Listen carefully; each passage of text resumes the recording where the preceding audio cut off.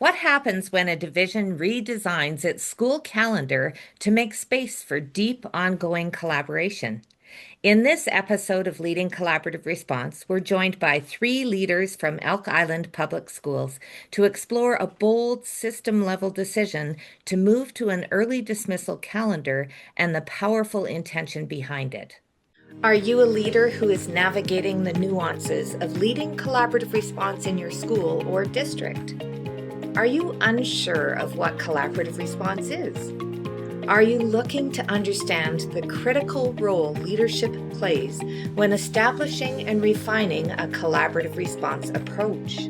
Collaborative response began as a grassroots approach to focus on the needs of students through a framework of collaboration. That approach has grown to a movement that is training leadership and education. Through the Leading Collaborative Response podcast, Kurtis and I share our own experiences of leading collaborative response and lessons learned as we continue to learn and gain insight through the experiences of working alongside others. We also have the opportunity to engage in conversations with school and divisional leaders implementing the framework in their own organizations. We know great leaders build great teams because that is what every child deserves. Subscribe to the Leading Collaborative Response podcast and join the thousands of schools seeing success for students through intentional and focused collaborative efforts. Welcome to another episode of Leading Collaborative Response. I'm Lorna Hewson, co-founder and lead learner of Jigsaw Learning. And I'm Kurtis Hewson. And today we're pleased to be joined by Sandra Stoddard, Superintendent of Schools, Judy Anderson, Executive Director of Division Supports and Student Transportation Services, and Kari Huk, Assistant Director of Supports for Students, all with Elk Island Public Schools.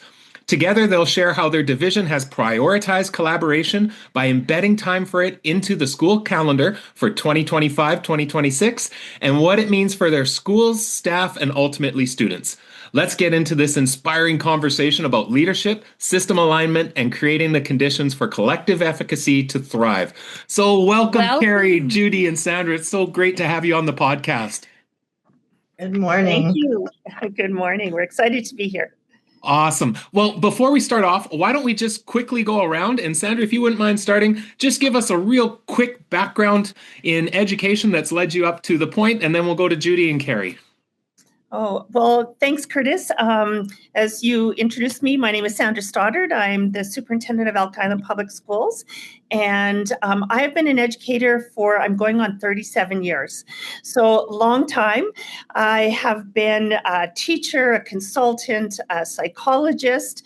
I have been an assistant principal, a principal, and then worked in central office for a number of years. And this is my second year as superintendent of Elk Island Public Schools. Perfect. So great to have you here, Sandra. And Judy, great to see you again. Thank you for having us, Kurtis. Lovely to see you as well. My current position is, as you said, Executive Director for Division Supports and Student Transportation. My journey in education started over 25 years ago as a classroom teacher. Most of my teaching time was in elementary, and I had a strong connection to pedagogy, literacy, and numeracy. I have been in the role of an assistant principal, a principal, director of early learning and new curriculum. And now I just finished my first year in this current role that I'm in now with Elk Island Public Schools. Awesome, Judy. And you and I have known each other for quite a while from time when you were back as a principal in a school as well. Yes, we have. All right. And Kari, this is not Kari's first podcast. If anyone wants to go back, when she was principal of Woodbridge Farms, she came and shared the work that was happening around collaborative response in her school. But Kari, it's great to have you back in this different role. Thank you for having me. So I've been an educator for just over 20 years. I started as a classroom teacher. Most of my teaching experience is elementary. I have done a little bit of junior high and high school, but primarily upper elementary was my teaching experience. And I've worked as an assistant principal and a principal with Elk Island Public Schools. And this is my first year in this role as assistant director of supports for students. And thank you so much for having us. Oh, that's so great. And it's great to see you again, Kari. And wonderful to have all three of you on our podcast and being able to share your journey through collaborative response. So, Sandra, I would love to be able to start with you. What do you think is important for our listeners to know about your schools and your division? That's a really good question. So, Elk Island Public Schools is an amazing division to work for. We have lots of expertise within our schools, and we have been really successful, especially if you look at our accountability data. I would say that we have leaders that are incredibly committed to the students that we serve. We have lots of pockets of islands of excellence. I know that our administrators have a firm belief in the power of collaboration. In fact, when I first started here, I noticed that lots of our administrators were looking for creative ways to collaborate because we did not have any formal collaboration time built into our calendar, and no structured time that they could ever leverage their expertise. So I believe that we are a division that is really focused on improving student learning. We are a rural and an urban school board, and so there's lots of different challenges depending on the community in which you work. And recently in our school division, I think the biggest shift or change that we have seen is the change in classroom complexity. And that has made it increasingly challenging to meet the needs of all students. And so I'm really looking forward to next year when we start our formal collaboration calendar with all of our schools, because I believe it's going to take us to a whole different level from which we move from isolated pockets of excellence to sharing and creating clarity and I think consistency around what works for the students that we serve. That is awesome. And I am super excited to see what happens. I know that we're going to get into this podcast around some of the early challenges that you experienced and how you went about a very, very intentional rollout of that divisional calendar that's coming up here next year. But I'd love to go back just a little bit with Judy and then with Kari as well. So Judy, when you reflect back on your initial implementation of collaborative response, love for you to share how did you get started, and further to that, what were some of your initial wins and early challenges when experiencing? And then Kari, we're going to come and ask you the same from your principal perspective as well. Thank you, Kurtis. And as you mentioned, you and I go back a long ways. I was first introduced to collaborative response through a gift from our former superintendent when he purchased yours and Lorna's book for all of us as assistant principals. It landed in my lap at the perfect time because I was transitioning from a classroom teacher into being an assistant principal. So for me, it was about the mind shift of moving outside of how I knew how to support my own students, but then in a position as an assistant principal where I needed to support all of the staff across grade levels with the unique challenges that came along the way. So initially, I took some of the ideas and just dabbled in it a little bit as an assistant principal, but the implementation really came when I became a first-time principal. So my first year at Lamont Elementary, amazing experience. I loved my time out at Lamont Elementary. I didn't implement it in the first year. What I did in my first year, of course, was just took the time to really listen, be curious, understand that rural context, and start to really think about what we needed to move things forward. Mm-hmm. So I think the deep dive really happened at the end of my first year. And a key moment actually came in conversation with one of my classroom teachers. She's actually now an assistant principal within our division too, but we were exploring lots of conversations, how best to serve our students and what we were seeing. We were doing lots of reflection as a staff based on how our first year had gone, together with a new admin team. I had a new counselor, a new assistant principal, and I was a new assistant principal, and I was a new principal there. So as we were talking through some of the challenges, one of my classroom teachers said to me, "Have you ever heard of collaborative response?" And the shared excitement we both lit up, and I just knew it was good timing and it was the right time for us to move things forward. So that's when my journey started with Kurtis. So I contacted him prior to the summer so I could start to do some thinking. I had the time before as an assistant principal where I'd thought a lot about how things potentially could work. But now that I was leading my own school in a rural context with a wonderful team and an amazing staff that was ready for the journey, that's when we started to really think about what that could look like in terms of conceptualizing it for Lamont Elementary. So I bought all my staff the book. I said, if anyone's keen, wants to do any pre-summer reading, I sent them off to summer with the book, and then started my conversations with Kurtis. So the first thing we did to start our journey, which I think was really important, I think that was a key, was we started with an overview session with all of our staff at that first August Professional Learning Day. And what that did for everybody is it explained the why. And it really gave them the context for why we were trying to go on this journey. And I must say, I think we were in a good position to do that because the staff trusted us as an admin team. We had really great relationships through that first year of just listening, learning, asking good questions, trying to understand the context. So we had their trust and we had their willingness to jump along with us for the most part. So that's what we did. I think throughout that year, it was very step-by-step and sequential, working alongside. What I did do is I started a school team, and we joined one of your community of practices as a school team. And I think part of the success in that is that it was two of my teachers that were part of that team, along with myself and actually my counselor.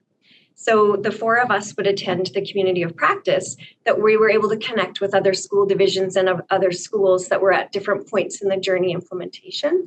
And that was a real key success for us because every time we went to one of those sessions, we came back and we did the activity with our staff.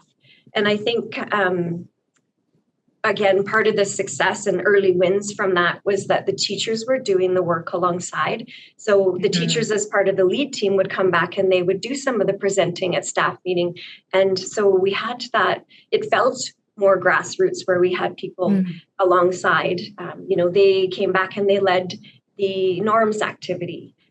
Another teacher led the locus of control activity. And it was very intentional and very targeted in terms of how we could slowly build everybody's confidence with what we were about to embark on. So again, I think some of the early wins, if I could just kind of summarize those, is the fact that we had a lot of trust.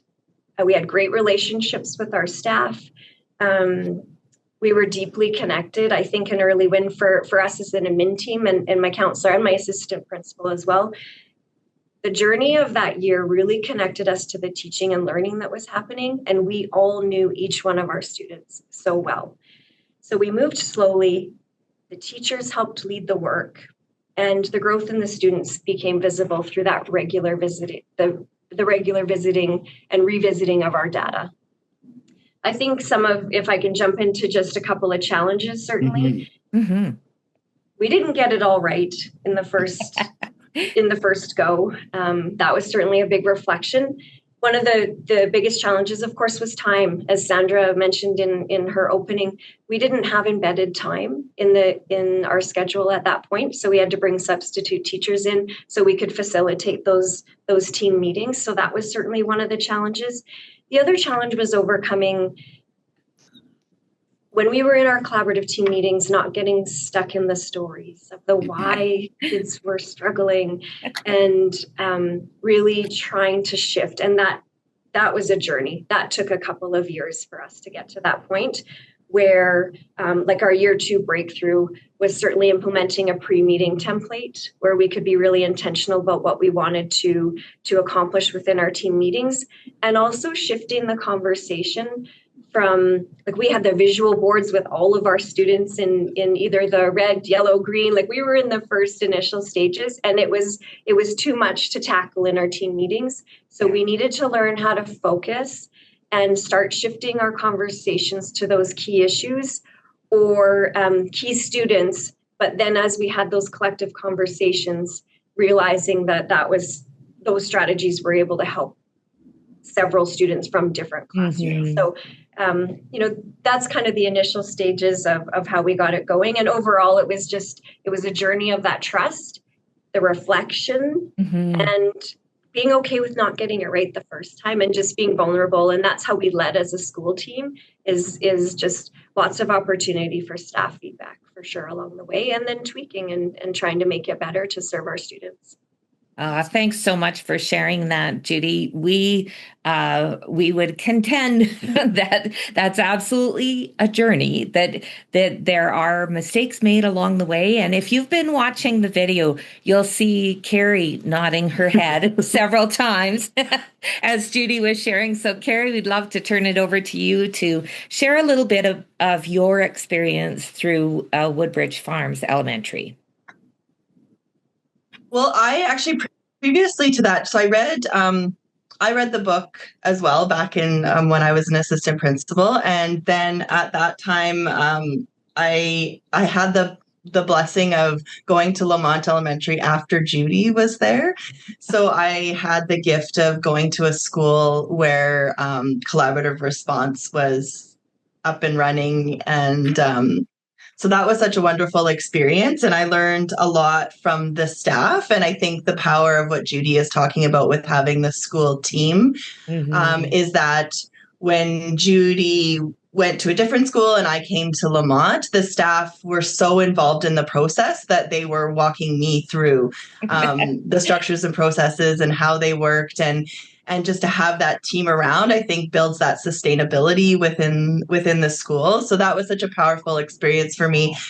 And then I had some of those same team members in the admin team to help continue to move Lamont Elementary along with that journey. Yeah, and then after my time at Lamont Elementary, I moved to Woodbridge Farms, where as the principal there, where I started the implementation process there.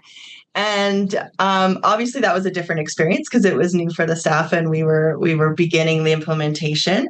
And definitely the biggest thing I learned is the importance of the staff understanding the why. It was definitely, we had to loop back a couple times and explain the why and review our processes again. Having that school team was key. And being a bit intentional about who to have on that school team, making sure that we had people who were able to help move our staff forward on there. And one of the big things is that it's just such a messy process. Yeah. So I think the importance of that implementation is to make sure that you're listening, you're acknowledging, and you're just okay with the bumps and the messiness and sort of the journey through. We very similar challenges to Judy, getting wrapped up in the stories of students and really shifting that lens and shifting the focus for the staff was a big one. One of the things that we learned was we started to remove names when we were talking about key issues, just because then if we removed student names and we just focused on key issues, that helped us not get stuck in the stories. Yeah. So that was one change that we made.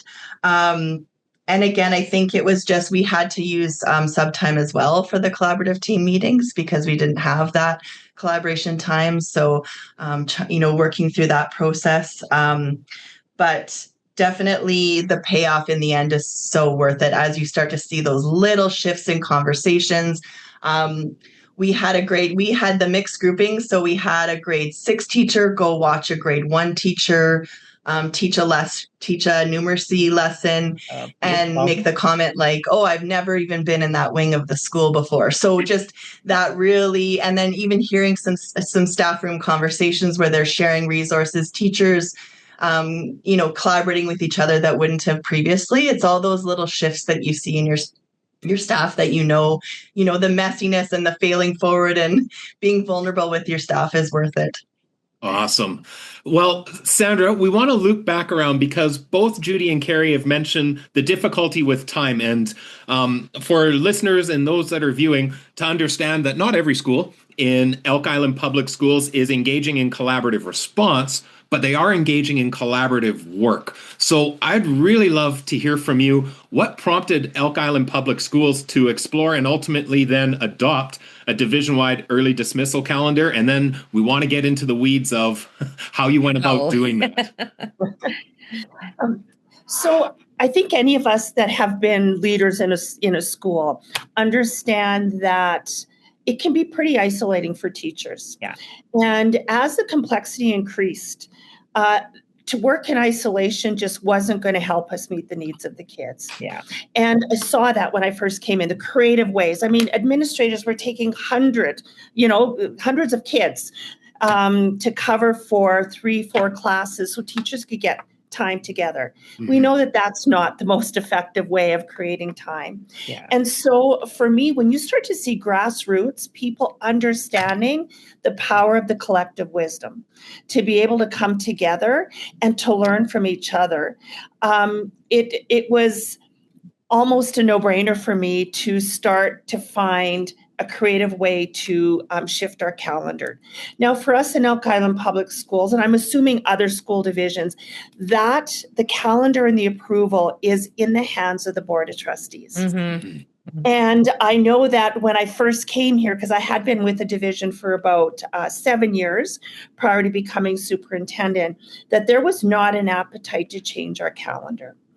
And so what all of us had to do, because I have a team, and we had to really go back into the research that talked about the power of building collective efficacy, the power of collaboration, and have our trustees understand that this wasn't just something that we wanted to do to dismiss kids early and to have people go off and do independent work on their own. We wanted them to know that it was grounded in research, mm-hmm. and that we were going to have very structured, and I think you call it, Kurtis, banks of the river, in terms of our expectations for what we planned to do during those collaboration times, so that our trustees clearly understood the why behind what we were doing. Mm-hmm. And so we created the why for our trustees, where they really said, this is good for our kids. We surveyed community and staff as well as our parents. And, there were some that were all in. There were some that were a little bit reluctant. Yeah. But at the end of the day, we were able to have the trustees vote in this alternative calendar where we had early dismissal every single week on a Wednesday, which meant teachers and leaders didn't have to find those creative ways, that we actually were intentionally building a structure in which, like a time and place, mm-hmm. in which collaboration was going to be prioritized. And, that then what we ended up doing was creating an administrative procedure that had input from our school administrators that talked collectively about what the banks of the river would be, so that we had buy-in in terms of the expectations for what we expected to happen during that time. Mm. And then what we did was we brought Kurtis in, because we know that creating time and place is not enough, that we needed more processes and protocols and understanding about how to create collaborative teams using norms, building that culture of trust and that ability. It's okay to try something and maybe it's not going to work, and to come back and reflect and learn and grow together. And so Kurtis had been instrumental in creating that baseline understanding for administrators on what they would do during that collaborative time. And I think that has really reduced some of the stress for our administrators, because we knew we had administrators that were deeply embedding the collaborative response model mm-hmm. in their schools. And then we had others that were doing nothing. And so we didn't want it to be a program. Right. We wanted to have some flexibility for people to experiment and try and learn with new protocols, ways in which to bring their staffs together to start to see the benefits of the collaboration. So we feel like we're really set up for success for next year as we implement our early Wednesday dismissals. in our collaborative meetings and in our AP, what are administrative procedures, what we have identified is the types of meetings that we want to see happening on every Wednesday. So, for example, we want consistency in the first Wednesday being a collaborative staff meeting. But following that, the second and third and fourth and fifth, sometimes there's 5 weeks, we left it flexible. There was a minimum of having one of those collaborative meetings being a collaborative team meeting where they're focused directly on students and the issues that they see coming up. And the sharing of the best practices and strategies and developing, continuum of supports. The other ones we left open to collaborative planning meetings. Of course, everyone in the province is knowing that we are implementing new curriculum. So opportunities to have planning and collaborative discussions around pedagogical practice. And then we also have a minimum of one of those Thursdays open to flexibility in terms of collaborating around some district requirements that we have, such as our school education plans, analyzing our assessment data, etc. So really looking forward. We've got lots of support that's available, and we will be continuing to work with Kurtis and around the collaborative response protocols over the next couple of years so that we continue to build our leaders' expertise in ensuring the time spent together is productive, it's intentional, it's centered around goals, it focuses people around the outcomes that they're hoping to achieve during their collaboration time. And just really excited about the possibilities moving forward. That is so exciting. And we often hear schools and leaders talk a lot about the fact that they're struggling to find that time. And when you can do that as a whole division, but not just creating that time, as you've mentioned, being able to put some structure to that as well. So, Sandra, you had talked a little bit about the school leaders and teachers and how you engaged them in that process. Judy, could you talk a little bit about that decision-making process and what were some of the takeaways from that conversation when you were engaging the school leaders, teachers, and parents especially? Well, and I think it's important for everyone that's listening or viewing too to understand that this was not we had a meeting and decided. No, it was a process. It was a process. It was definitely a process. We'll be right back to continue this episode. Feeling overwhelmed with the expectations being placed on teachers, leaders, and educational systems to respond to the diverse needs of our learners? Are you wanting to take your PLCs and RTI efforts to the next level? It definitely takes a highly coordinated framework of structures and processes to maximize the collective capacity of your team to ensure success for all students. Collaborative Response is that framework. Order your copy of our bestseller, Collaborative Response, 3 foundational components that transform how we respond to the needs of learners, which includes access to a comprehensive companion website. Join the thousands of schools using the framework to ensure high levels of success for students and staff. And now back to our conversation.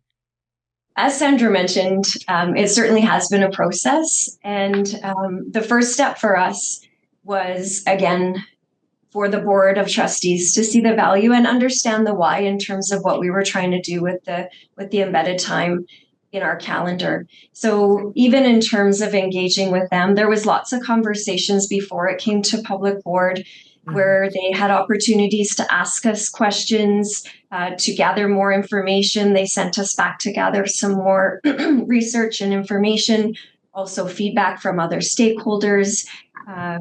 As Sandra mentioned, we surveyed our parent community to see how they would feel in terms of what would be the different options.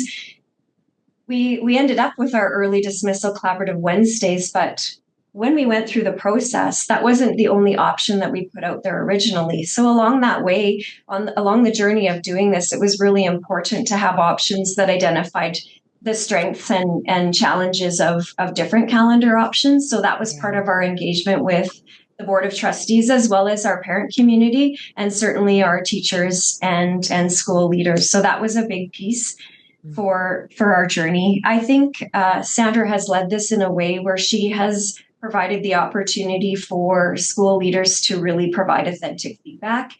Oh, that's good. They have been a part of the journey all through that, and having opportunities. I know when we were about to take it to public board, she had a separate meeting again one more time with the school leaders to just gauge their sense of commitment and how are you guys all in? Are we moving forward with this? And if you're not, then what supports do you need moving forward? And we certainly know with the way that Sandra leads, she values the feedback and the voice of others. And what was really powerful about that meeting with Sandra, they were able to provide feedback, not only in conversation, but they were able to provide feedback that was in a survey that was anonymous, where they could truly share with Sandra where they were at with this journey. Were they willing to jump in, dive into this collaborative time and be alongside? And it was overwhelming, the support that she had from school leaders, which again just solidified that we were making the right decision. And we were so excited for the next steps, knowing that we would support them along the way. Another thing in terms of engaging with stakeholders along the way, for families, of course, they identified the potential challenge of childcare. So we did work with our partners in terms of our before and after school cares and daycares in the area, just ahead of time, talking to them about what we potentially were going to be doing and if they would have the capacity to accommodate some additional childcare. So certainly in lots of different ways, we engaged along the way and put us in a position where we were ready to proceed with hopefully great success. Well, I know from being engaged in some of that work during last year that, like Sandra said, there's some leaders that are going, I know exactly what I'm going to do on those Wednesdays. And then other leaders that are going, what am I going to do on those Wednesdays? So I'd love to hear from the group that, just like you said, Sandra, providing the time is just the first step. The second is, how does it get used? I'd love to hear some of the ways that you plan to support your leaders and staff to maximize the impact of that additional collaboration time. And what are some of the expectations, or as you said, Sandra, the banks of the river? What are some of the banks that are being put in place for how that time is used? So I just wanted to go back because Judy mentioned some really good things. I think the power of where we are now is we co-created where we wanted to be together. Yeah. And, it wasn't done top down. And that is the whole power of the collaborative response model, is bringing everybody together to say, where do we want to be and how are we going to get there? Yeah. And I feel really confident that every voice was heard in our approach moving forward. And that is the first step, right? That nobody felt like it was being done to them. It was done alongside. And the why was very, very clear. And I think had it not been such a challenge originally to get the board on to be able to clearly articulate the why, we may have missed that piece with our staff. And so the why was the driver to get the buy-in.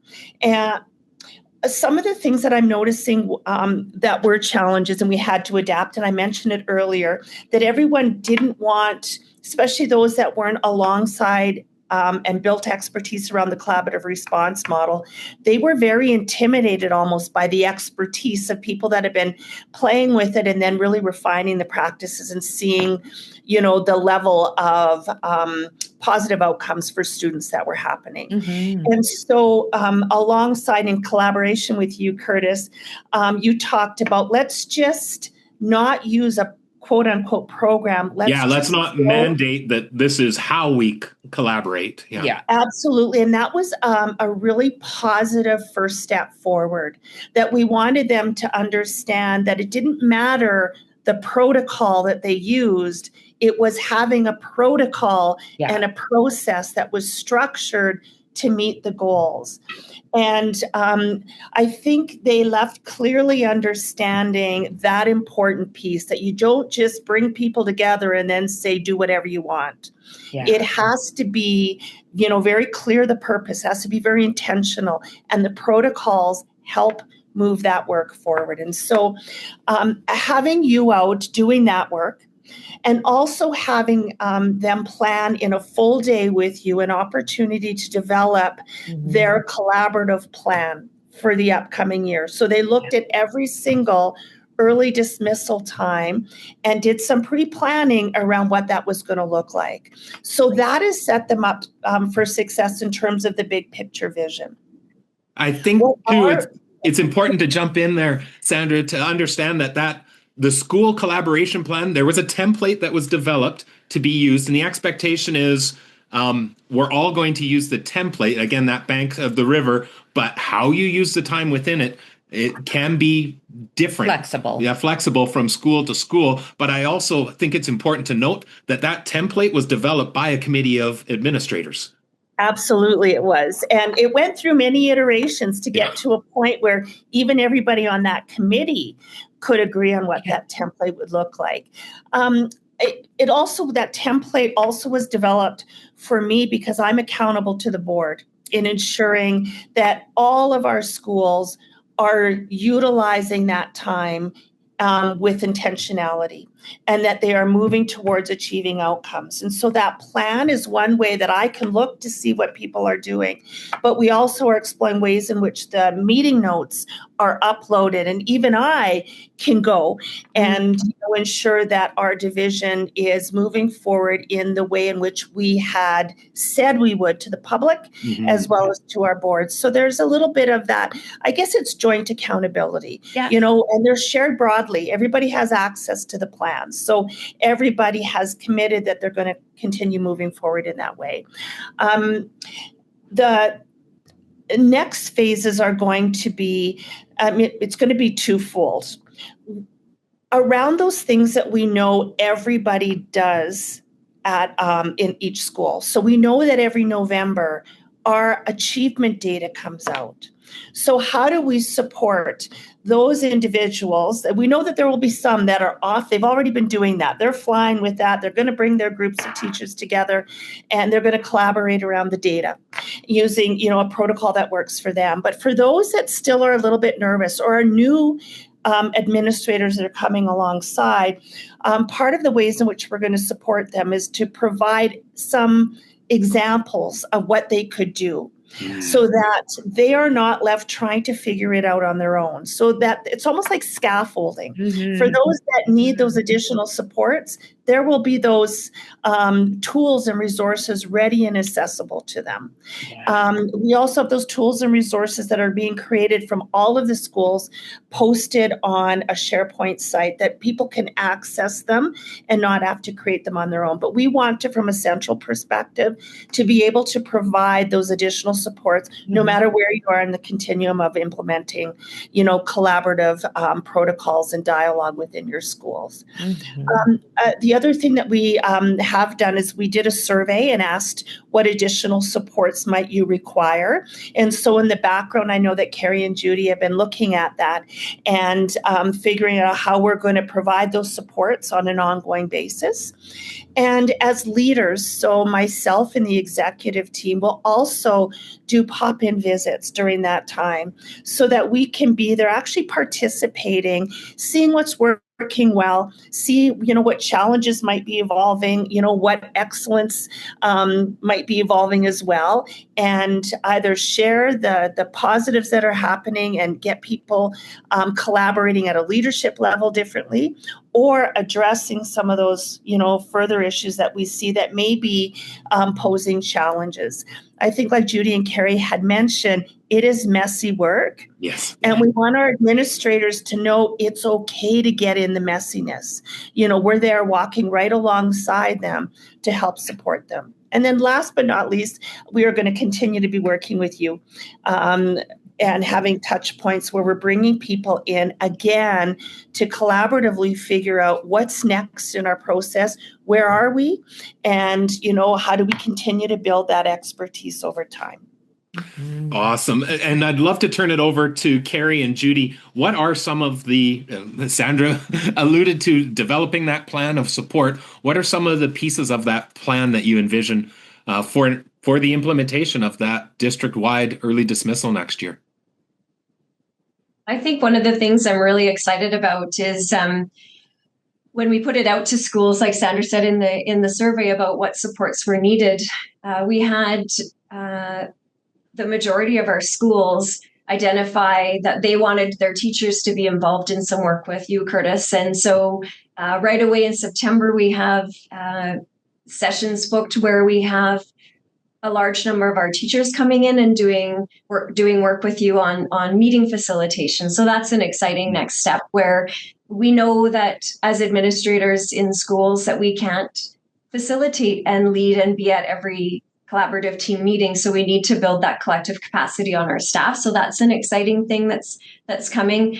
And I know we also have, I think, over 10, and maybe Kari can speak to that a little bit more, but we also have 10 schools at least committed to doing school leadership team half days with you again next year, Kurtis. And Kari, I don't know if you want to share about what that journey's been like over the last 2-3 years in terms of those school team days with Kurtis and the half day sessions. Yeah, so we've been working, like Judy said, we've been working with yourself, Kurtis, over the last few years, and we've been doing that school leadership team series, which has been so valuable. And I know just this past June, when we were doing the final wrap-up day where the school teams share the progress they've made, and just watching the collaboration even amongst schools and the sharing that was happening, it was just so heartwarming and such valuable time, those 4 half days throughout the year. And so we're really excited. We have 4 new schools that are signed up for year 1 next year, which is exciting. Great. There's schools that are wanting to jump on board and work through the process. And then we have, Judy's right, we have 10 schools next year moving into that school leadership team series. We have a year 1 group and a year 2. And so that's exciting work. And I know that we also have some schools that have booked Kurtis to come in January to do that overview session, and very intentional in choosing that time of revisiting the why. So starting the process a bit and then revisiting the why with your staff in January is key. I know that was a takeaway I had when I was in a school, was just really keeping to revisit the why and reminding, because it's so messy along the way, you can lose sight of what, why are we doing these processes? What is our purpose? So really excited to continue the work again this year.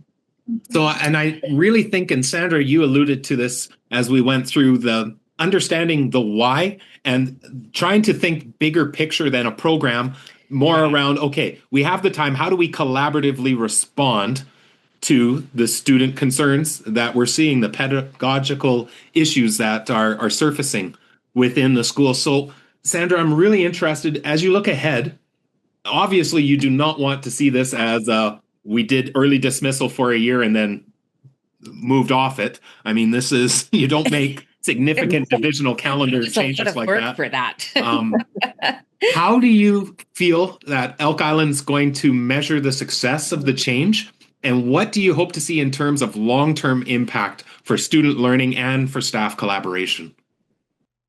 We'll be right back to continue this episode. Collaborative response is an organizational mindset that involves some fundamental shifts for schools and districts, such as layering collaborative team structures, transforming how we talk about student needs, focusing on students close to meeting expectations through thoughtful organization of data and evidence, and ensuring the tiering of supports rather than students. Join us for the online course Collaborative Response 101. That takes approximately 2 hours to complete. This is an ideal course for leaders to gain an understanding of this robust school-wide framework. In this online course, there are 6 modules, starting with an introduction to support you in navigating the course, followed by 4 modules of content. This includes the foundations of collaborative response, collaborative structures and processes, data and evidence, and continuum of supports. The final module is focused on wrapping up your learning. We're excited to provide this learning for you in an easily accessible course, which provides you with a flexible learning platform so you can complete it when you are able and return to any portion at a later date. Join us today to learn more about collaborative response and how you can use this powerful framework in your school. And now back to our conversation. Oh, that is a really good question. So I'm kind of going to go big picture. At the end of the day, I would really, how do I word this? I appreciated your ability to differentiate for where we were at. Mm-hmm. But at the end of the day, for me, success would be measured by us utilizing and building the exact same language and actually implementing the collaborative response model. Because there's so many different layers of the types of meetings that I think that builds collective efficacy across all of our leaders when we're using the same protocols, the same language, the same types of meetings. And so that at the end of time would be my ultimate goal. And of course, seeing student achievement go up, the goals in the SEPs being met, and also teachers feeling that despite the complexity and the workload issues that I'm hearing, is that they have the competence and confidence to say, we can tackle no matter what comes through our door and meet the needs of students if we collectively work together. And so I would hope to see that they feel confident in meeting the complex issues, but that they also, because the barrier that I heard is, but you're adding extra unassignable time or assignable time to us, and we're going to work more. At the end of the day, I am hoping that that workload issue is not a concern anymore. Yeah. That the effort that they put up front means that they're able to meet the needs in a manner that feels like less fragmented, kind of running around trying to meet the needs of everybody. Yeah. So there's a number of things that I would like to see evaluated. I would like baseline data around their confidence, and their competency to deal with the complex needs. We also are gathering survey data using Guarding Minds around workload. So, I would hope that some of those measures, would be positively impacted as a result of this. But at the end of the day, I would like to see the satisfaction. Again, we do surveys on that of our staff saying this is a great place to work, that, I'm allowed to grow professionally, that I feel connected to the mission and the vision and the goals of the division, because that's at the end of the day what collaboration does. I forgot to mention earlier that we tied our collaboration plans to our school education plans. So that alignment of here's what we're doing as a division, here's what you're focusing on as a school, and now here's what you're going to collaborate around to really hone in on what you say are the most important things that are going to impact teaching and learning. So at the end, that ability to focus, that ability to meet the goals and the outcomes, to have confidence, to feel this is a great place to work, and to see student achievement and well-being improve, those are the measures, I think, of success. And then at the end of the day, we are very united in our approach to collaboration. Right now, we're all over, which is a good thing because, we're differentiating. But at some point, we're going to create expertise around our leaders and commonalities in what we're doing. And that will enhance the collaboration they do as leaders as well. One of the things you also invited our teams to do is to use the protocols in the work that we do, so that we too are building our language and our ability to, transfer some of the challenges that we might have, implementing it and be part of the learning and the growth that happens throughout the division. Awesome. Not sure if I answered your question, but those are... That is great. So as we look to wrap up this conversation, then I would love to go around and have you share, if you could go back to starting off this process of creating the divisional early dismissal time, if another district was looking at this, what advice would you give them starting out or some things that you've learned along the way that have been critically important for you? So I'll start, and then I will have Kari and Judy, who are way more deeply embedded in this than I am. I get to be the big picture thinker. For me, the most important thing is making sure you understand the why. Yeah.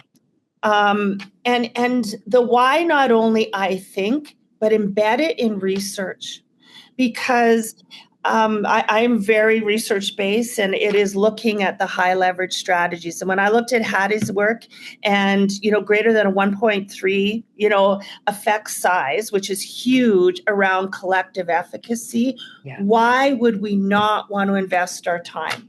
Yeah. The other thing I would say is co-create whatever you're doing with your team.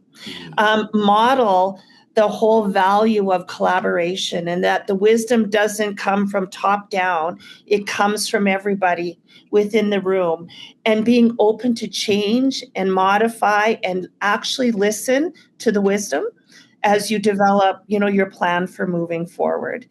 And then honoring and building the capacity of your leaders, because they're the ones that are going to be implementing them. And so building their capacity to be able to do a good job, but giving them the flexibility.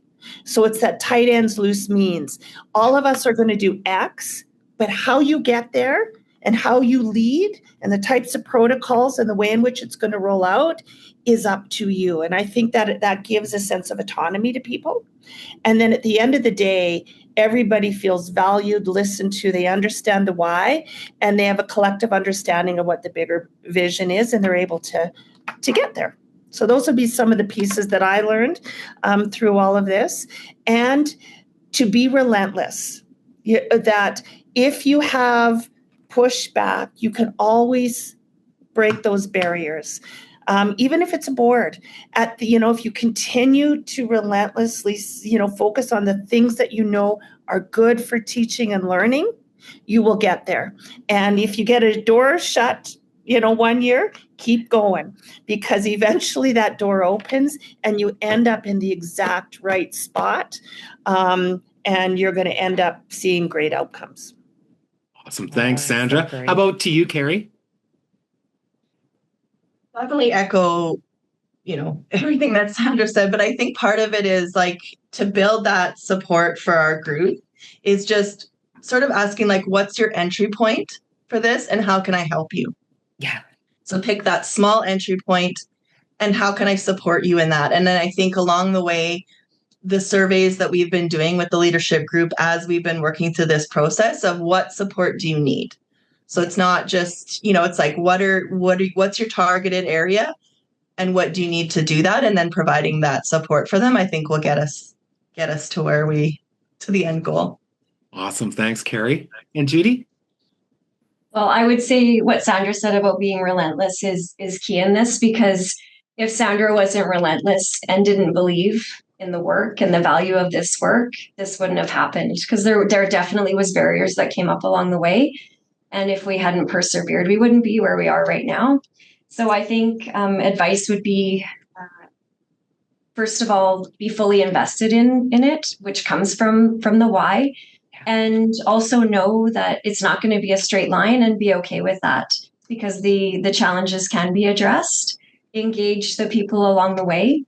And one thing that was really helpful when we were in the initial stages of planning and trying to get to the point that we're at was not only connecting with you, Kurtis, and your assistance with that, but also with other school divisions that have been on this journey. So along the way, we've had different conversations with other school divisions who have changed their calendar in unique ways and getting advice. And, we'd be happy to do the same for other divisions, to talk through some of those challenges and supports along the way. But again, I think the process that you follow in terms of engaging your stakeholders with that feedback and really honoring that feedback and believing in the work and the why. And I think that will lead to success. Yeah. Awesome. I had another aha moment.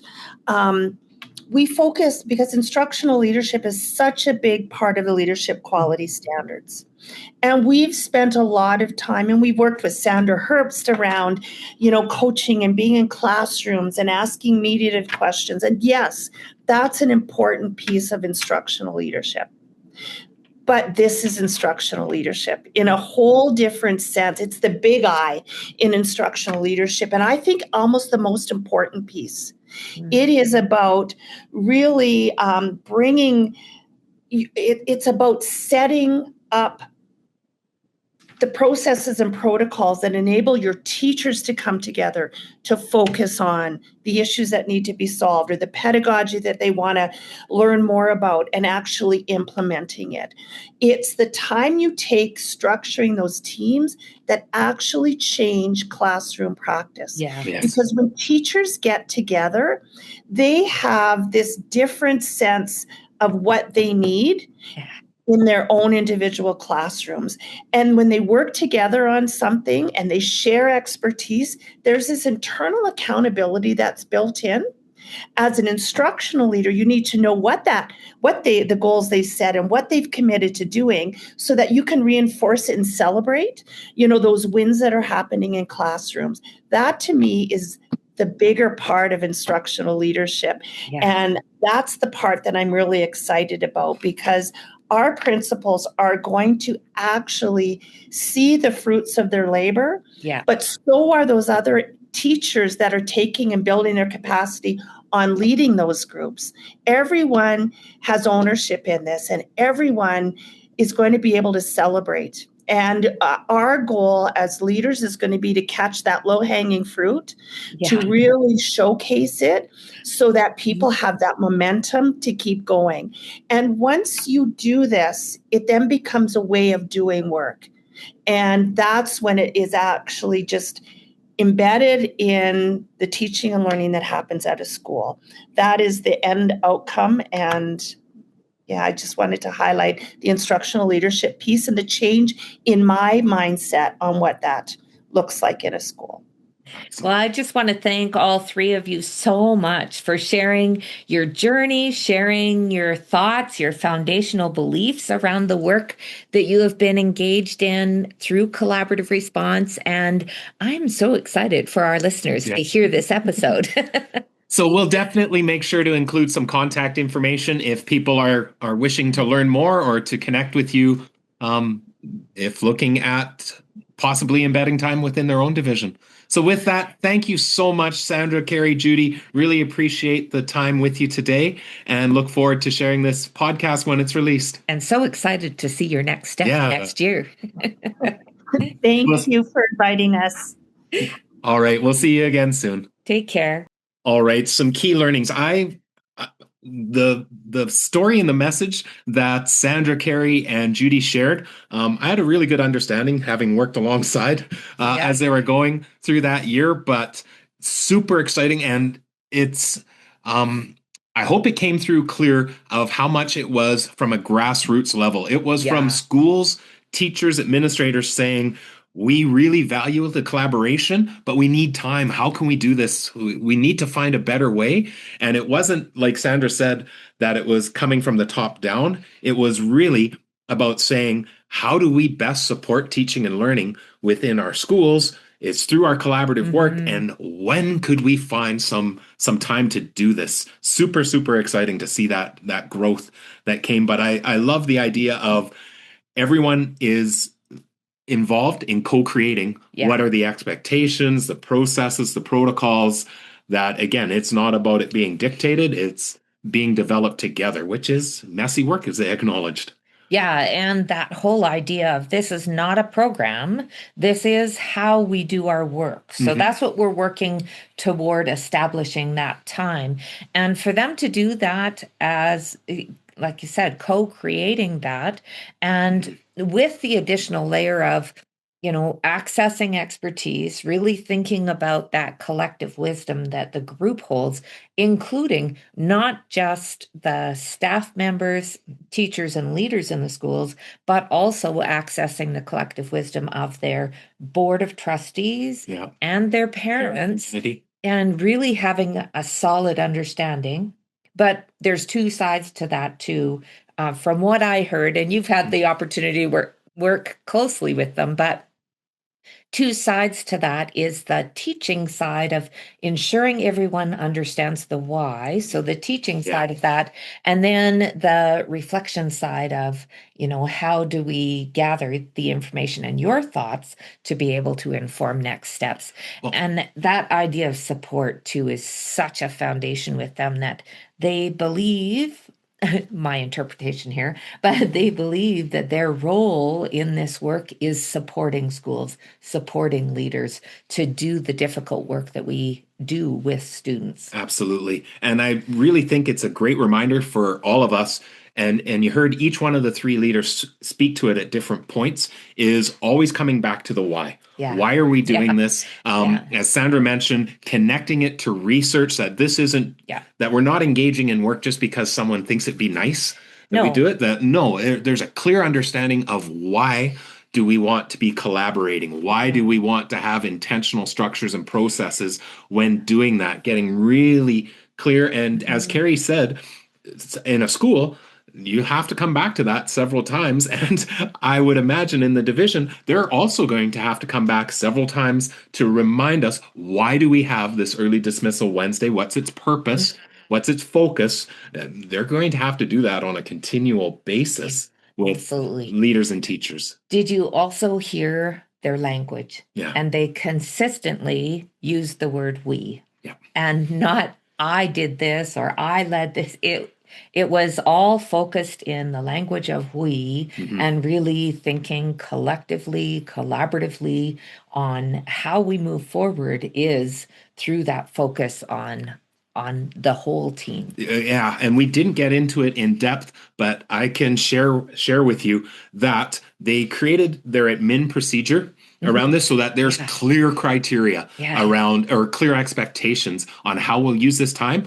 But that document must have went through a dozen drafts. It was initially created by a committee of leaders, but then it came back around several times to ensure that the expectations that were being set for that early dismissal time were clear and that it was crystal clear, the expectation of how do we utilize this time on our Wednesday, because as Sandra had mentioned several times with the leaders, we don't want to establish this time and then find out that it's being utilized for individual teacher prep time, or that every Wednesday we're doing whole staff PD. No, we want time for teachers to get together and collaborate along with leaders, with support staff, with others in the building, all around.